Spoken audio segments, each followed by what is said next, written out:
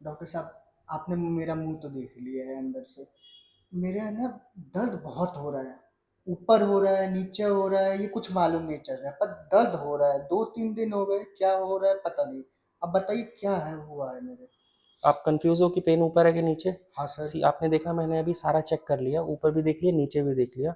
Actually आपकी problem आपके wisdom tooth में है। वो अच्छा। भी ऊपर के विजडम टूथ में, जो मुंह का आखिरी दांत होता है। आप समझते हो, हमारे को भगवान ने 32 दांत दिए हैं।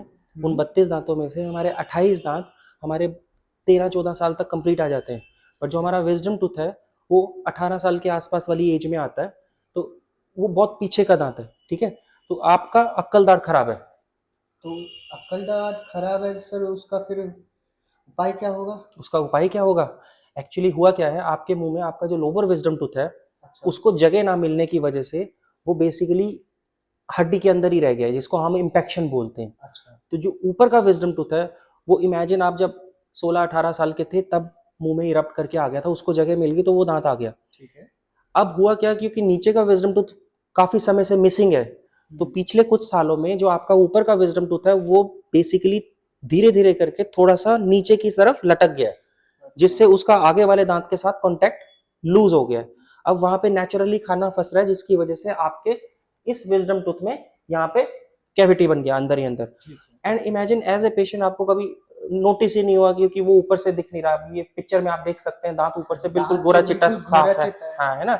बट इसमें एक्सरे में क्लियर कट आ गया कि दांत के अंदर कैविटी है। अब कैविटी क्यों होता है? क्योंकि जब भी कभी दो दांतों के बीच में खाना फंसेगा, और अगर हम उसको क्लीन नहीं करेंगे और वो वहां पे स्टक रह जाएगा, that is actually the problem. अच्छा। इस बात को समझना। खाना फंसना is not the big deal.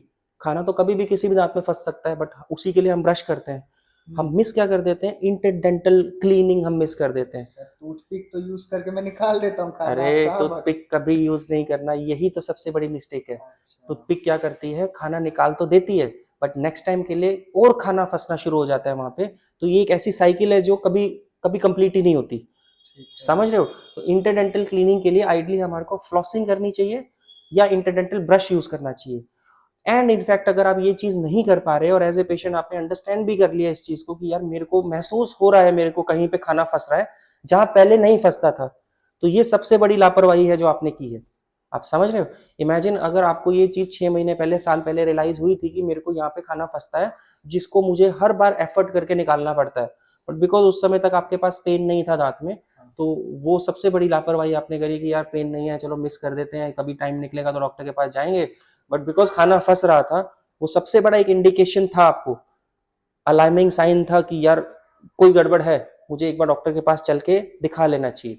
अब बिकॉज ये विजडम टूथ की बात हम कर रहे हैं, सी हम्म। दांत के बहुत सारे मल्टीपल ट्रीटमेंट ऑप्शंस हैं। अच्छा। वो ऑप्शंस डिपेंड करता है कि आप किस स्टेट में, आपका दांत कितना डैमेज है, उसके हिसाब से एक्सरे में हमारे को क्या चीज दिख रही है और हम क्या ट्रीटमेंट आपको ऑप्शन दे सकते हैं।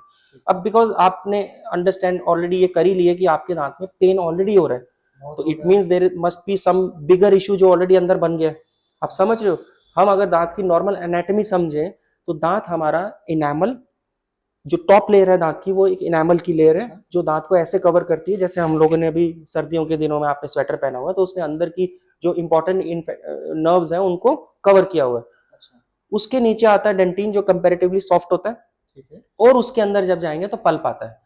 Pulp is the main organ of our tooth, जिसके अंदर एक्चुअली हमारे दांत की वाइटेलिटी और नर्व और ब्लड वेसल्स वगैरह है। ठीक है। हमारे को सिम्टम हमारे दांत की वजह से सेंसिटिविटी का या पेन का आएगा ही तभी जब जो कैविटी दांत में अगर इनेमल से स्टार्ट हुई थी और ग्रेजुअली बढ़ते बढ़ते डेंटिन के थ्रू होते हुए जिस दिन पल्प पे पहुंचेगी, उस दिन आप रियलाइज करोगे कि मुझे पेन हुआ है दांत में। उससे पहले आपको कोई सिम्टम नहीं आएगा, बिकॉज कैविटीज आपने अपने केस में देख ही लिया, साइलेंटली ग्रो करती है, अंदर ही अंदर हो रहा है, पता ही नहीं अच्छा, चला। पता ही नहीं चला सर। और अब जब नर्व इन्फेक्टेड हो गई है, तो ऑलरेडी बहुत देर हो चुका है, इसीलिए आपको पेन भी हो रहा है और अब ट्रीटमेंट ऑप्शन भी बदल गया। आप समझ रहे हो? नॉर्मली अगर हम इसको इनेमल या डेंटिन तक कंस्ट्रिक्टेड रख पाते, हम्म। तो जब तक कैविटी इनेमल या डेंटिन में होती है तब इजीली हम फिलिंग कर सकते हैं। ठीक है। बट अब क्योंकि नर्व ऑलरेडी इन्वॉल्व है, इन्फेक्टेड है, तो हमारे को फिलिंग से काम नहीं चलेगा। एंड बिकॉज ये विजडम टूथ है, तो सबसे शॉकिंग पार्ट जो सबका मेन फियर रहता है, इस टूथ का एक ही इलाज है, ये आपको रिमूव करवाना पड़ेगा। उसका एक प्रैक्टिकल लॉजिक है क्योंकि ये सबसे पीछे का दांत है एट द फर्स्ट प्लेस, तो इसकी प्रोबेबिलिटी खराब होने की भी इसलिए ज्यादा थी क्योंकि इतनी पीछे होने की वजह से आपका ब्रश वहां नहीं पहुंचता था, तो ये खराब भी हो गया। अब क्योंकि ये इतनी पीछे का दांत है तो मोस्टली दांत के क्या फंक्शन है, दांत खाना का खाना। खाना खाना या दिखाना। हाँ आगे के दांत देखने के काम आते हैं, पीछे के दांत तो देखने के भी काम नहीं आते, और हम मैक्सिमम खाना पीछे से चबाते हैं। हाँ अब आपका मैंने जैसे समझाया, आपके ऊपर के विजडम टूथ के नीचे का विजडम टूथ मुंह में ऑलरेडी एब्सेंट है, हाँ। तो आपके अपर विजडम टूथ की कोई सिग्निफिकेंस रह गई? नहीं what sir. Is the use of the tooth when this is the upper tooth, this is the lower tooth, ये दोनों आपस में टकराएंगे तभी तो खाना चबेगा। अब इमेजिन आपका अपर विजडम टूथ तो पड़ा है but lower wisdom tooth is absent, this tooth is useless.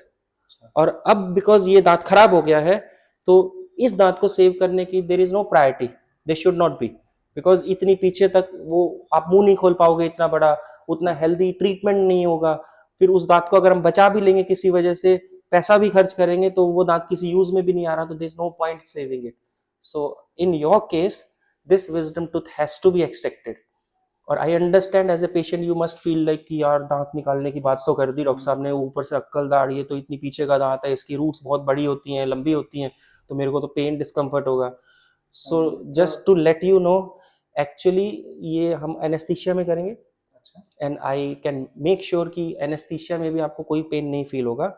And जो दांत हम निकालते हैं वो एलिवेशन प्रिंसिपल से निकाला जाता है, इसमें कोई पेन नहीं होगी इंस्टेंटली। इवन दांत निकालने के बाद भी आप इमीडिएटली ठीक हो जाओगे, बिकॉज इमेजिन, क्योंकि आपका ऊपर का दांत निकालना है, तो हमारा जो अपर जॉ है वो स्कल के साथ ऑलरेडी फिक्स्ड है। ठीक है। अभी जैसे मैं आपसे बात कर रहा हूँ, जब आप भी मुंह खोलते हो खाना खाते हो तो हमारा सिर्फ लोअर जॉ मूव करता है।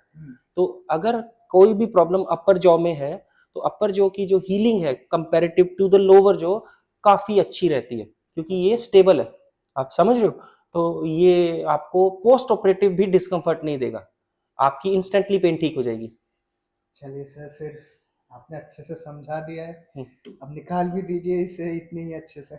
चलो, आप भी अगर इस वीडियो से आपको कुछ सीखने को मिला तो प्लीज हमारे चैनल को फॉलो करिए।